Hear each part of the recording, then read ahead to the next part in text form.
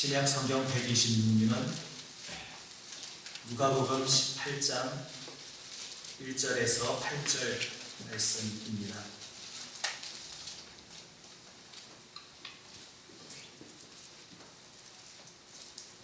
말씀을 교독하겠습니다. 제가 먼저 1절을 읽습니다. 예수께서 그들에게 항상 기도하고 낙심하지 말아야 할 것을 비유로 말씀하여 이르시되 어떤 도시에 하나님을 두려워하지 않고 사람을 무시하는 한 장자들이 있는데 그 도시에 한 과부가 있어 자주 그에게 가서 내 원수에 대한 나의 원한을 풀어주소서 하되 그가 얼마 동안 듣지 아니하다가 그의 속으로 생각하되 내가 하나님을 두려워하지 않고 사람을 무시하나 이 과부가 나를 번거롭게 하니 내가 그 원한을 풀어주리라. 그렇지 않으면 늘 와서 나를 괴롭게 하리라 하였느니라. 주께서 또 이르시되 우리의 재판장이 말한 것을 들으라. 하물며 하나님께서 그 밤낮 부르짖는 택하신 자들의 원한을 풀어주지 아니하시겠느냐? 그들에게 오래 참으시겠느냐? 내가 너희에게 이르노니 속히 그 원한을 풀어주시리라. 그러나 인자가 올 때에 세상에서 믿음을 보겠느냐 하시니라. 아멘. 복된 새벽입니다. 오늘 하나님께서 저희에게 주시는 말씀 기도를 배웁니다 라는 제목으로 목사님 말씀 전하시겠습니다. 나오실 때 또 사랑합니다 이렇게 고백하시겠습니다. 목사님 나오시겠습니다. 사랑합니다. 예, 사랑합니다. 잘 주무셨습니까? 예. 저 이런 생각을 해봤습니다. 벌써 오늘 밤이면 끝이네. 네, 그런 생각을 해보게 됩니다. 보통 이제 청년들을 저는 사전에 더 많이 했었는데요. 하면 보통 월요일부터 해서 이제 토요일까지 하거든요. 그래서 이제 그것도 굉장히 긴 것 같지만 길지가 않습니다. 한 수요일쯤 지나고 나면요 벌써 끝날 때가 되어가는 거예요. 근데 이제 우리는 이제 날짜로는 3일이지만 딱 5번이기 때문에 금방 시작했는데 벌써 오늘 밤 끝나네? 라는 생각을 해서 저는 섭섭해요. 근데 예, 하여튼 이 사경회라는 게 몸을 좀 피곤할 수도 있어요. 아침에 나와야 되죠. 또 낮에는 일을 해야 되죠. 그리고 또 밤에 나왔다가 또 새벽에 난다는 게 쉽지는 않지만 그래도 이런 피곤함이 몰려올 때 이런 피곤함을 뭐라 그러느냐면 저는 우리 교회 성도님들한테 뭐라 그러느냐면 성도님들 따라해보세요. 그럽니다. 성도님들 따라할 준비가 됐죠. 이 피곤한 뭐냐면 행복한 피곤입니다. 행복한 피곤입니다. 정말 그렇지 않으세요? 행복한 피곤이지 않습니까? 네, 말씀도 듣고 주님도 생각하는 거. 오늘 제가 어제 그 말씀을 좀 드렸어요. 새벽에 설교 너무 짧던데요 라는 얘기를 들었는데요. 그래서 오늘은 좀 기대하십시오. 더 짧습니다.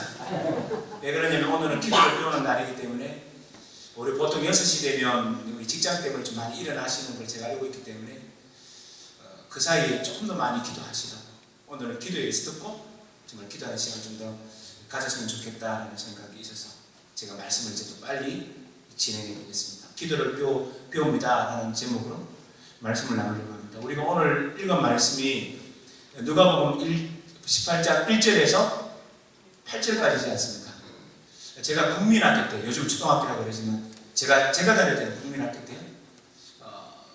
한 5학년, 6학년 때 국어를 공부하면서 문단 나누기를 그때 열심히 배웠던 것 같아요. 문단을 나누시라고 3단락으로 나누시라면요 3단락으로 나눠야 됩니다. 제가 이 말씀을 왜 드리느냐면 오늘 본문도 단락을 나눌 수가 있어요.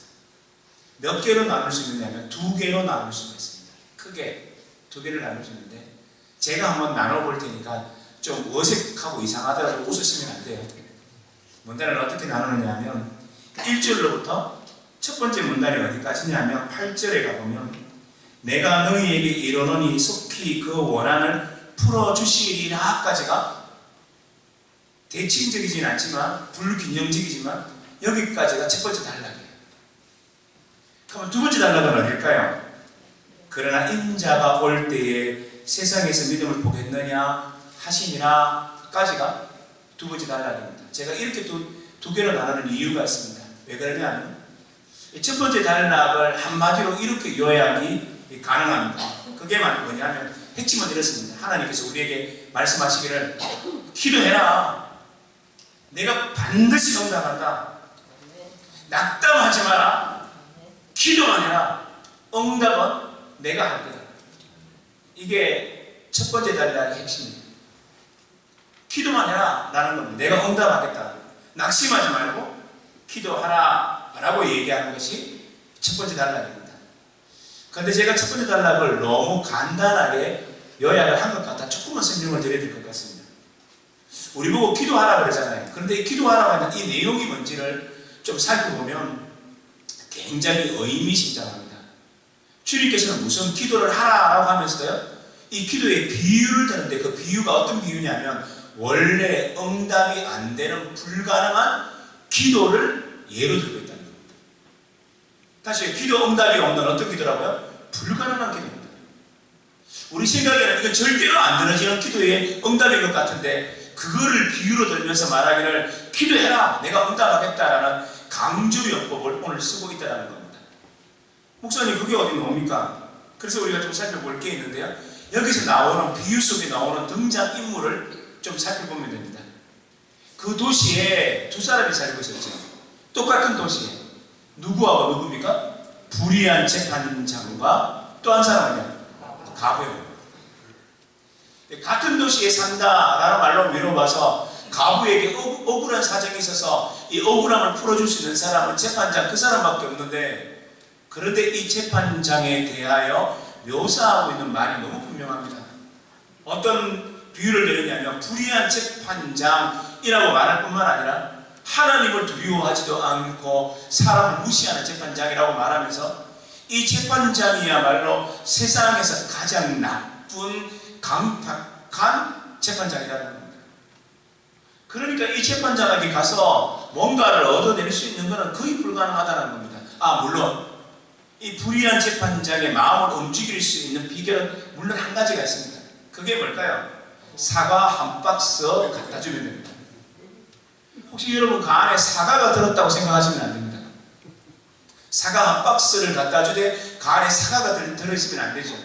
뭐가 들어있어야 됩니까? 돈이 들어있어야 됩니다. 왜요? 불의한 재판관이니까. 그런데 오늘 본문에서 주님은 의도적으로 이렇게 대조하면서 불의한 재판장에 반대되는 사람을 의도적으로 배치한 사람이 뭐죠? 과부거든요. 여러분 예수님 시대의 과부는 너무 잘 알지 않습니까? 그 당대에 가장 찍기 같은 사람, 그 당시에 가장 별 볼 일 없는 사람, 그 당시에 모든 사람이 무시해도 되는 사람. 요즘은 그러면 큰일 납니다. 요즘은 그럴 수 없습니다. 그래도 안 됩니다. 그런데 예수님 당대에는 누구냐 했을 때 가부와 고아와 한 사람만 더 집어넣으면 나그네요. 사람들이 별로 좋아하지 않았거든요. 이 사람들은 사람 취급하지 않았거든요. 특별히 누가? 가부와 고아는 더더욱 그랬습니다.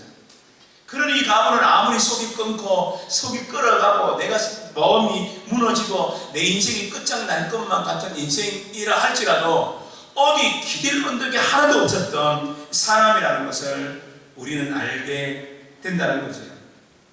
자, 그런데 예수님은 이런 말도 안 되는 불가능할 것만 같은 이런 비유를 들면서도 뭐라고 말씀하시느냐면 낙심하지 마라. 기도해라. 절대 기도에는 낭망이 없다. 기도하라 라고 말씀하고 있다는 겁니다. 그럼 주님은 왜 기도해야 되는지, 왜 기도가 능력이 있는지를 우리에게 말해주고 있죠. 해답은 이렇습니다. 끈질기게 기도합니다. 그래서 1절에 말하기를 기도하다가 낙심하지 말 것을 이라고 얘기했고요. 가부의 비유를 통해서 날마다 찾아가는 것들을 통하여서 기도의 특징이 뭐가 되느냐? 끝까지 두들기는 겁니다. 하나님의 분명한 어떤 일이 이루어지기 전까지는 불가능함이라고 상정하지 말고 끝까지 매달리라라고 우리에게 말해주고 있다는 겁니다. 그래서 본문에서요, 주의 깊게 봐야 할 구절 하나가 이제 눈에 띄일 겁니다. 그게 몇 절이냐? 6절입니다. 6절 말씀에 보면 이런 말씀이 나오죠. 주께서 또 이러시되 불의한 재판장이 말한 것을 어떻게 하라고요? 들으라.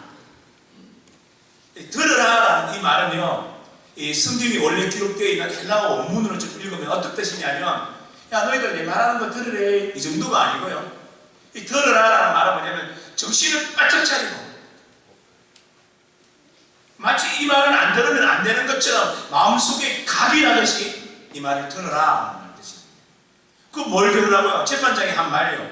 재판장이 한 말이 뭡니까? 나는 원래 사람도 무시하고 하나님도 두려워하지 않지만 이 여인이 날마다 와서 나의 문을 두드리니 나를 번거롭게 하리라 라고 말했단 말이에요.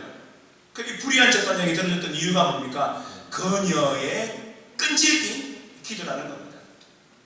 그러면 주님께서 말씀하시기를 뭐라 그러냐면, 이렇게 불의한 사람도 이렇게 끈질기게 기도하며 들어줬다면 하늘 아버지야, 그 은혜로운 하늘 아버지는 더 들어주고 말고 라고 말하면서, 그러니 너희는 불의한 재판장이 했던 말을 똑띠 들어라. 경상도 사람들은 똑띠라고 합니다. 제발 똑띠 들어라. 뭐를? 기도해라, 낭만하지 마라, 그렇게 얘기하고 있다는 겁니다. 그럼 이 아침에 우리 한 가지만 먼저 마음속에 한번 각인해 보십시다. 우리는 어때요? 여러분, 우리가 많은 성도님들의 제 기도를 들어보고 말하는 걸 좀 들어보면, 어쩌면 저도요, 제 기도를 좀 들어보면 이런 함정에 빠질 때가 있습니다. 그게 뭐냐면, 우리의 기도의 제목들이 예를 들면 이만큼 있든지, 제 같은 경우는 산더미만큼 많은데, 이런 기도 제목이 있으면 나도 모르게 어떤 식으로 작업을 하느냐면, 이 기도는 안 되는 기도 때로습니다. 아무리 기도해도 내 머릿속이 이루어질 것 같지 않는 것은 불가능이라는 레테르를 딱 붙이는 거죠. 그리고 이거는 불가능이도 이렇게 딱 해놓은 거예요. 어떤 기는 가능한 기도, 담대하게 기도하는 기도의 내용이 있는데, 이건 뭐냐? 이거는 이루어질 것 같고 내가 조금만 기도하면 될 것 같은 기도의 제목들은 왼쪽으로 딱 놔두는 겁니다. 여기 레테르를 딱 붙여놓고 뭐냐? 이거는 응답될 수 있을 것만 같다라고 내 마음속에 간직하고 있는 거죠, 이미. 그래서 내가 내 모든 기도 제목들을 미리 다 뭡니까? 정해놓고 난 다음에, 그래서 이 불가능한 기도는 아예 기도하지 않거나, 기도할 때도 아무런 열망도 없이 그저 기도할 때가 많지 않나요? 어떤 기도는 정말로 내가 조금만 기도하고 내가 조금만 노력하면 이루어질 것 같은 기도는, 내가 세상에서 가장 믿음이 좋은 사람처럼 담대하게 기도하면서, 이거는 좀 어려울 것 같아, 이거는 좀 힘들 것 같아 라고 생각하는 거는 아예 안 되는 걸로 딱 접어두고, 기도할 때도 그냥 입만, 생각 속에서만 중얼중얼 거리며 끝내는 김 빠진 기도는 아닌지 모르겠습니다. 저는 이제는 이걸 좋아하지 않지만요, 제가 4년, 한 7년 정도, 한 5, 6년 전까지 제일 좋아했던 음식이 있습니다. 그게 뭐냐면 코카콜라. 저는 콜라가 그렇게 좋아요. 지금은 안 좋아하지만. 그런데요, 콜라가 맛이 없을 때가 있어요. 언제죠? 김 빠졌을 때. 그것도 김 빠진 콜라가 따뜻할 때. 맛도 없어요. 기도도 마찬가지일 수 있어요. 하나님 앞에 기도할 때 이게 아무리 불가능하고 이게 아무리 어떠하더라도 그걸 안 돼라고 말하지 말라는 겁니다. 예를 들면 직장에 있는 저 김과장, 제가 자꾸 김과장 하는데 김씨성을 가지시면 용서 주시기 바랍니다. 어쨌든 바꿀게, 박과장 하겠습니다.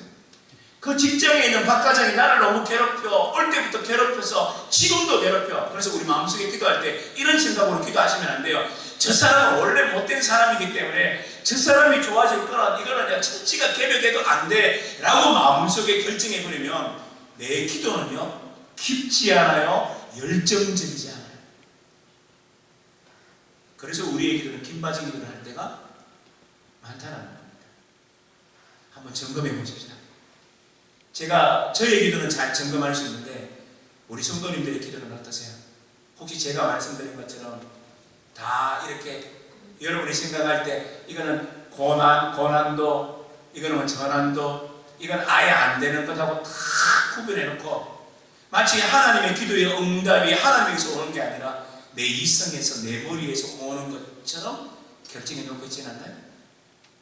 그렇다면 그거 떼버리셔야 됩니다. 하나님이 기도하라고 하셨다면 우린 그렇게 기도하셔야만 해요. 자, 그렇다면 우리가 이제 질문 하나를 던지겠습니다. 정리부터 좀 해볼까요? 그러니까 첫 번째 문단은 굉장히 쉽죠. 첫 번째 문단의 핵심이 뭡니까? 하나님 우리에게 이렇게 말합니다. 기도해래. 또 경성은 말했다고요. 다시요. 기도하거라. 내가 응답할게. 그렇죠. 이게 상반부의 내용이라는 겁니다. 그런데 후반부로 넘어가기 전에 질문 하나만 해보십시다.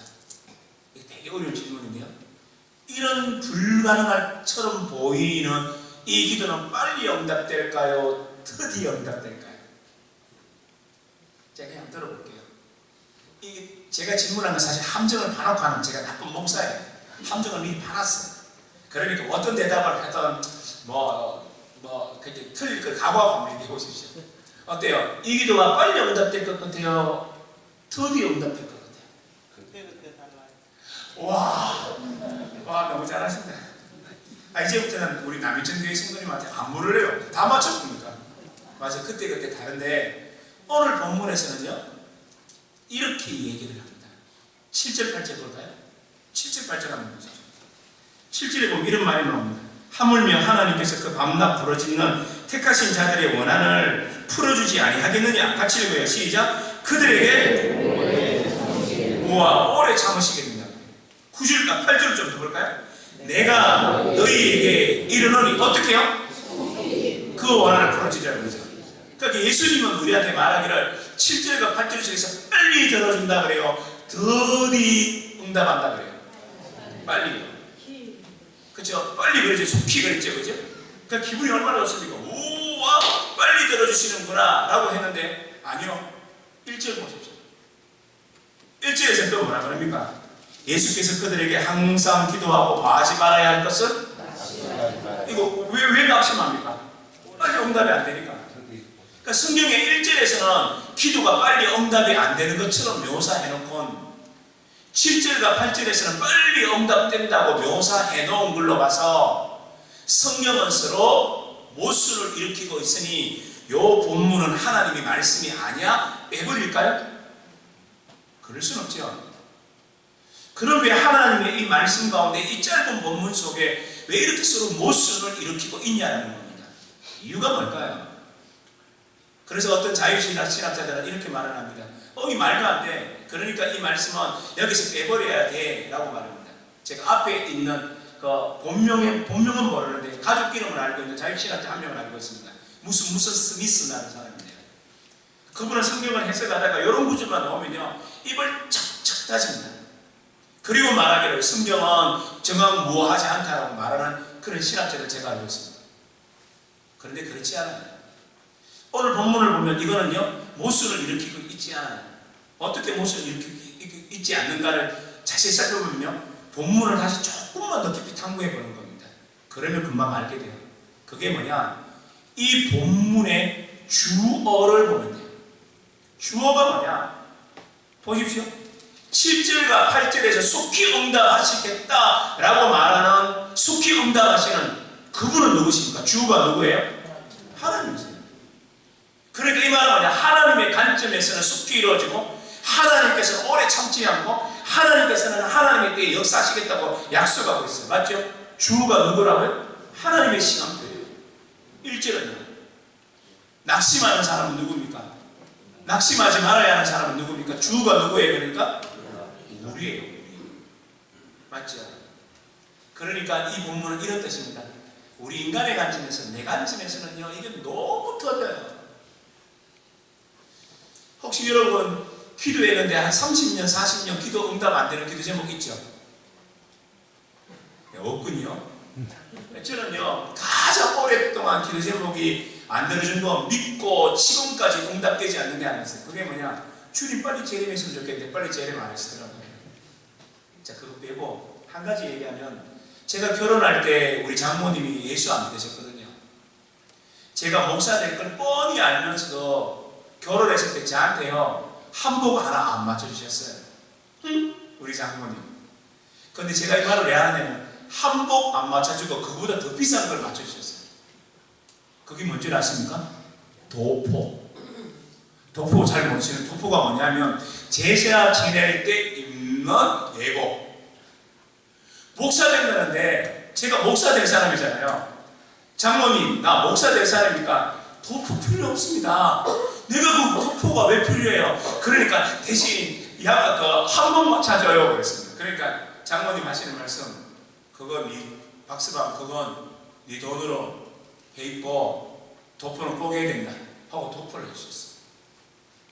야, 목사 되는 사이한테.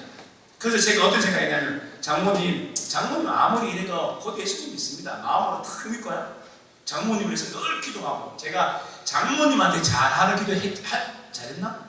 이게 제가 잘 모르겠습니다. 그걸 아주 잘하려고 노력을 했는데 아내한테 너무너무 잘했습니다. 자기 딸 사랑하는 사이 예쁠까요? 예쁘겠죠? 그러니까 열심히 그렇게 했는데도 불구하고 장모님이 예수님을 얼마나 오랫동안 안 믿었느냐면요, 24년, 3년 줄기차게 예수 안 믿었어요. 장모님, 우리를 위해서 기도해 주셔야죠. 그래야 우리가 조금 더 잘 되죠. 일부러 그렇게. 그러면 장모님 하시는 말씀, 자기 기도는 자기가 하는 거다. 교회를 안 다니셨어요. 근데 23년째 저는 포기하지 않았습니다. 아내가 포기하지 않았어요. 끝까지 기도했어요. 근데 어느 날 전화가 왔어요. 박스방, 예 장모님, 있잖아, 내가 지난주부터 교회 갔다. 예, 뭐라고요? 지난주부터 교회 갔다고. 아이고 장모님. 그래. 또 좀 이따가 또 전화가 와요. 미리 전화하면 되는데 꼭 장모님 뒤에 전화해요. 박스방, 예? 나 지난달에 세례 받았다? 뭐 이러면서요. 들으니까 기분 좋죠? 마찬가지예요. 어떤 기도는요 빨리빨리 응답되는데 어떤 기도는요 빨리 응답될 것 같은데도 드디어 응답되는 게 있어요. 그러니까 우리가요 메테리를 붙이면 안 돼요. 이건 빨리, 이건 아닌 것, 이건 되는 것, 이거 안 되는 것, 그러지 마셨으면 좋겠어요. 아리가 어느 날 갑자기 창문을 닫다가 갑자기 어이쿠 하더라고요. 가보니까 팔이 부러졌네. 팔이 부러졌는데 병원에서 가보니까 엑스레이를 찍었는데 이게 5조각인가 6조각이 나버렸네. 수술해야 되는데 목사님의 가정에서 온 사모인 줄 아니까 함부로 수술하지 않고 그냥 맞춰보겠다고 정말로 가장 뛰어난 정형외과 의사가 나와서 이걸 맞춰줬어요. 그런데 맞췄는데 잘못 맞춰가지고 고생은 더 했어요. 또 이거 뭐죠? 기부스 있는 걸 또 풀고 수술하면 되는데 또 수술 안 하고 또 기부스를 또 했네요. 또 맞춰가지고. 그러니까 아내가 이 붓는 게 엄청 부었어요. 진통제를 아무리 써도 집에 갔는데 듣지를 않는 겁니다. 아내는 울면서 너무 아프니까 그 다음날 새벽 기도에 갈 목사를 그냥 이거 제가 약간 가장하면서 발로 차면서 깨우더라고요. 그러면서 하는 말이, 어떻게 아내가 이렇게 아픈데 그냥 자냐, 기도해 달라고 그러더라고요. 그래서 제가 기도를 했었어요. 일어나서 선생님, 하나님 아버지, 붓기가 너무 많아서 아픈데. 그러니까 아내가 손을 탁 빼면서 하는 말이, 기도를 그렇게밖에 못하세요. 간절하게 해주시면 안 돼요. 너무 아프니까. 제가 정신이 번쩍 들어요. 내가 기도할 때 제 속을 어떻게 했느냐면, 내가 기도한다고 되냐. 진통제 이렇게 먹고 지금 2번이나 풀어가지고 이제 이게 퉁퉁 불만큼 부었는데 이게 어떻게 내 기도도 되냐. 시간이 약이지. 그래서 하고 기도했는데 아내가 그렇게 기도하지 말래요. 정신이 번쩍 들더라고요. 왜요? 이 말씀이 있으니까. 그 다음에 내가 정식으로 무릎을 꿇어앉았어요. 정말로 정식으로 간절한 마음 아내의 고통에 동참하면서 손을 잡고, 주님, 잘못했습니다. 내가 이 기도를 판단했습니다. 용서해 주십시오. 난 다시 주님을 바라보겠습니다. 주님, 기도합니다. 주님이 안수해 주십시오. 주님은 하실 수 있습니다. 주여, 제가 이 이야기한 건 어떤 일이 일어났기 때문에 하는 건지 알겠죠? 네. 기도를 하고 있는데 제 손에서 느낌이 와요. 쑥쑥이 뭘까요? 쑥떡 말하는 거 아닙니까? 이 붓기가 쑥쑥 빠진다고 제가 느끼는 거예요.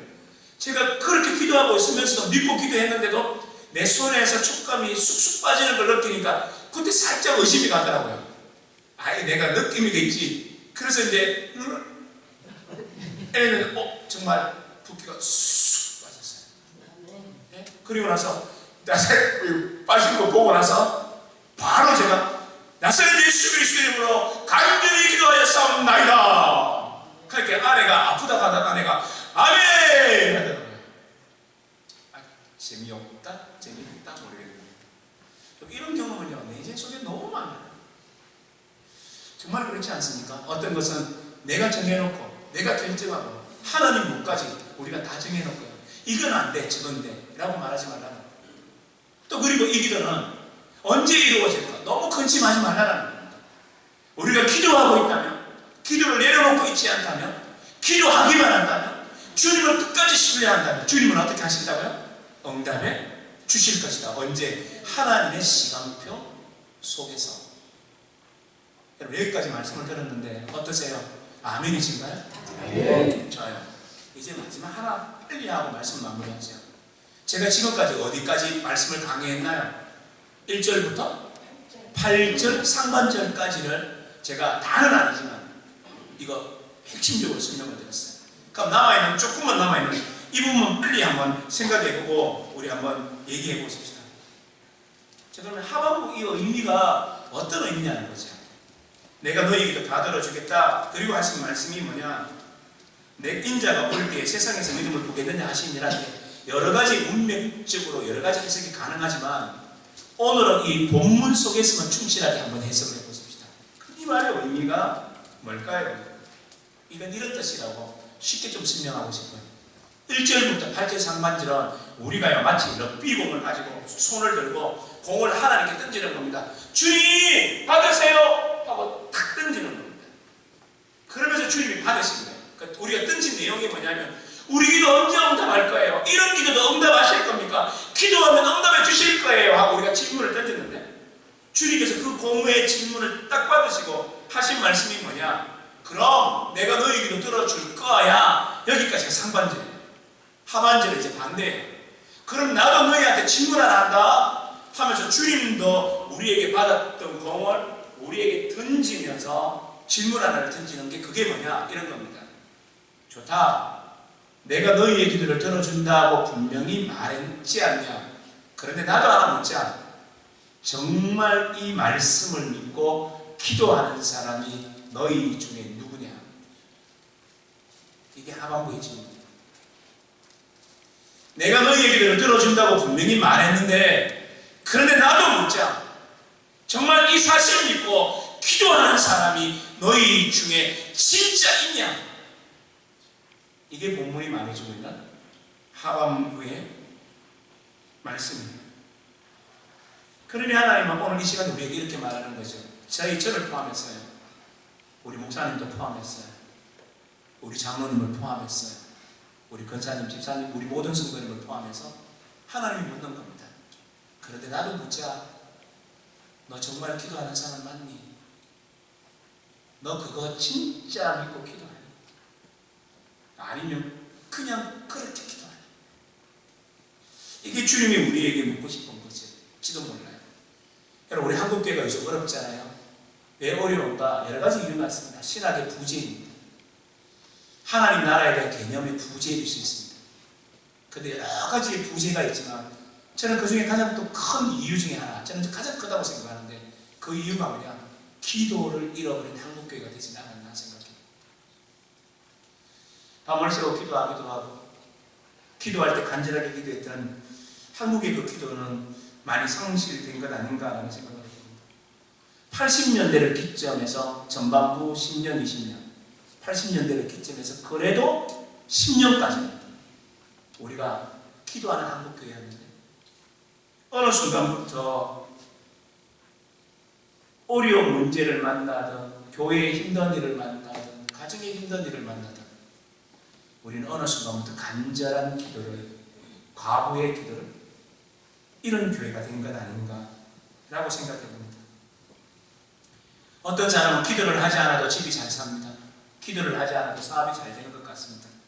그러니 어떤 생각이 드느냐면 기도하지 않아도 되네, 해볼 수 있겠네라는 근거 없는 자신감이 생기면서부터 기도를 하지 않을 수 있습니다. 어떤 사람은 기도를 해도 하나님이 응답하시지 않는 것 같아 낙심하면서 기도를 심으로 말미암아 기도는 별 소용이 없어 라고 함으로 말미암아 기도를 놓친 사람도 있을지 모르겠습니다. 어떤 사람은 너무 분주합니다. 너무 바쁩니다. 몸이 피곤합니다. 그래서 새벽을 깨울 수 없을 뿐만 아니라 밤에 기도하려고 해도 피곤이 몰려와 기도를 못해. 하루 종일 기도를 못하면서 자연스럽게 기도를 잊은 사람도 있을지 모르겠습니다. 그래서 주님은 8절 아마절을 통해서 우리에게 이렇게 질문하는 거죠. 그런 어쩌면 타당하다고 생각할지 모르는 그대의 변명에도 불구하고 나는 너희에게 그래도 묻고 싶다. 나는 그렇게 기도하는 사람을 찾고 있는데 찾고 있는 그 사람 속에 너희가 포함되면 안 되겠니? 라고 주님은 우리에게 묻고 계십니다. 그렇다면 남인천교회 성도님 여러분 한 분 한 분은 주님이 찾으시는 그 사람에게 속하면 안 될까요? 우리 모두가 하나님을 찾으실 때 여기 기도의 용사가 있네, 그 말씀 묻고 믿고 기도하는 사람이 여기에 있네 라고 인정받는 사람이 우리 모두면 어떨까요? 그게 바로 오늘 본문이 우리에게 말씀하고 있는 겁니다. 말씀을 마저 맺어드렸는데 사족 하나만 달겠습니다. 목사님 그렇다면 우리 기도는 다 응답된다는 거죠? 내가 욕망을 부리고 내 욕심대로 하고 하나님 뜻하고 아무런 상관없는 기도도 무조건 된다는 거죠? 라고 질문한다면 저는 답을 이렇게 드리겠습니다. 그건 좀 곤란합니다. 왜냐하면 오늘 본문에서 7절에서 이런 말이 나오죠. 택하신 자들의 밤낮 부어지는 소리. 택하신 자. 내가 올 때에 종말론적인 그 말씀 속에서의 믿음을 보겠느냐라는 말의 의미는 우리가 뜻대로 살아가는 사람들 속에서의 믿음을 말하는 것이기 때문입니다. 그렇다면 7절과 8절은 우리에게 내 욕망대로 내 욕심대로 하나님의 뜻과 상관없는 그런 욕망의 기도가 응답된다는 보정수표로 이 말씀을 하신 건 아닌 것 같습니다.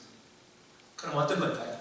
하나님의 뜻 가운데서 기도하는 것, 사랑하기 때문에 기도하는 것, 품어주려고 하기 때문에 기도하는 것, 아껴주려고 하기 때문에 기도하는 것, 우리 성도 가운데 누군가가 힘겨운 걸 알기에 그리스도의 사랑으로 기도하는 그런 기도는 어떻다고요? 하나님이 응답하시겠다는 말뜻으로 받아야 될 것이라는 겁니다. 그러므로 사랑하는 성도 여러분, 오늘 이 아침에 꼭 기억하십시다. 하나님은 우리에게 약속하셨습니다. 너희가 무슨 기도를 하든 내가 응답할 거다 분명히 믿어라. 그렇다면 그 말씀 믿고 기도하는 사람 내가 찾을 것입니다. 바로 이 말씀들은 우리 모두가 그렇게 기도하는 믿음의 용사 되시기를 주님의 이름으로 축복합니다. 아멘. 기도합니다. 하나님, 누가복음 18장에 나타나는 말씀을 통하여 우리가 듣게 됩니다. 우리가 기도하면 하나님 응답하신다 하셨죠. 우리가 기도하기도 전에 이건 불가능해 안 돼 라고 먼저 결정하지 말라고 하셨죠. 아무리 어렵고 아무리 힘든 일이라도 주님의 영광을 생각하고 너희가 기도하면 내가 반드시 응답하겠다고 분명히 우리에게 말씀으로 약속하셨죠. 하나님 그런 후에 우리에게 말씀하시며 우리에게 질문하고 계시죠. 내가 응답할 건데 진짜 이 응답할 것임을 믿고 기도하는 사람 내가 오늘도 찾는다. 기도의 용사가 되어라. 주님 우리에게 요청하고 계시는데 이 기도의 용사가 우리 모두가 되기를 간절히 소망합니다. 그래서 남인천교회 우리 목사님 그리고 우리 장로님들 우리 권사님들 우리 모든 성도님들이 이런 기도의 용사가 됨으로 말미암아 하나님이 찾으실 때 그 기도의 용사들이 남인천교회에 가득 차 있는 모습을 주님이 보고 기뻐하게 하여 주옵소서. 그리하여 이곳에서 드려지는 모든 기도가 응답이 이루어지고 이곳에서 드려지는 모든 기도의 용사들의 삶 속에 하나님의 영광을 볼 수 있게 역사하여 주옵소서. 이 기도를 들어주실 줄 믿사옵고 우리 모든 성도님들을 축복하며 예수님 이름으로 기도하옵나이다.